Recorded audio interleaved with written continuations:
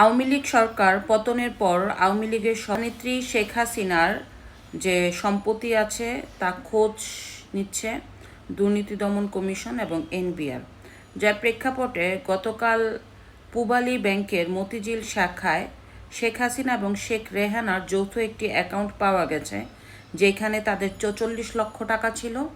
আর শেখ হাসিনার একক একটি অ্যাকাউন্টে পাওয়া গেছে 12 লক্ষ টাকা।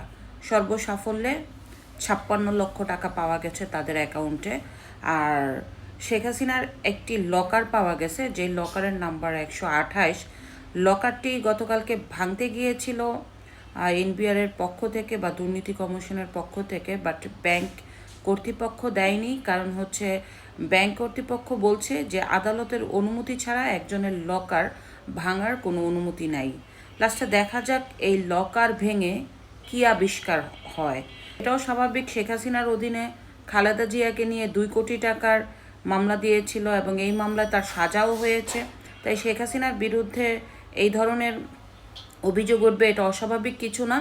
যদিও যখন খালেদা জিয়ার এগেনস্টে 2 কোটি টাকার মামলা হয়েছে, তখন আমি বলেছিলাম মাত্র 2 কোটি টাকার জন্য বেগম খালেদা জিয়াকে আদালত কর্তৃক সাজা দেওয়া হয়েছে, তাহলে শেখ হাসিনার অধীনে যে হাজার হাজার কোটি টাকা যারা অর্থ পাচার করছে, দেশের একটা ইউনিয়ন চেয়ারম্যানের যখন কোটি কোটি টাকা থাকে, তাহলে এদের কি হবে?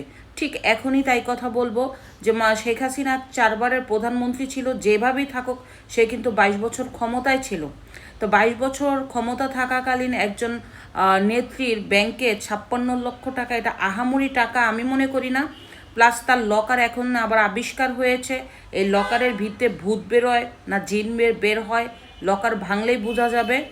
তো এখন যারা ক্ষমতায় আছে অথবা ক্ষমতার বাইরে যারা সমন্বয়ক এবং যারা প্রভাবশালী নেতাকর্মী, তাদের যদি একটু খোঁজ করা হতো দুর্নীতি কমিশনের পক্ষ থেকে যে তাদের এখন সম্পত্তির তালিকা কত, তাহলে ও বের হইতো যে আসলে শেখ হাসিনার ব্যাংকে যেই টাকা আছে তার থেকে দ্বিগুণ দ্বিগুণ দ্বিগুণ, মানে শত শত কোটি টাকা আছে সমন্বয়কদের ব্যাংকে।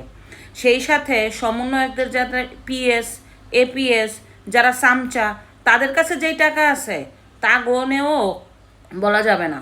পাশাপাশি উপদেষ্টার বাবার অ্যাকাউন্টে যা আছে সেটাও একটু খোঁজ করা দরকার দুর্নীতি দমন কমিশনের। যদিও এত সাহস তাদের নাই, যখন যে সরকার থাকে দুর্নীতি কমিশন এনবিআর তাদেরই থাকে, এটাই স্বাভাবিক, এটা অস্বাভাবিক করার কিছুই নাই। শেখ হাসিনার অধীনেও দুর্নীতি কমিশন শেখ হাসিনার ছিল, যার কারণে তার নেতাকর্মীরা হাজার হাজার কোটি টাকা অর্থ পাচার করা সত্ত্বেও তারা অপোজিশনকে ঘায়েল করার চেষ্টা করছে।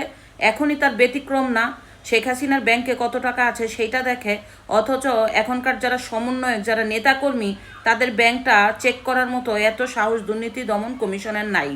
হচ্ছে অবস্থা, মানে এক কথা বলা যায় দল যার ক্ষমতা তার। আর বাংলাদেশে শুধুমাত্র ক্ষমতার পালাবদল হয়, কিন্তু স্বভাবের পালাবদল হয় না। ধন্যবাদ।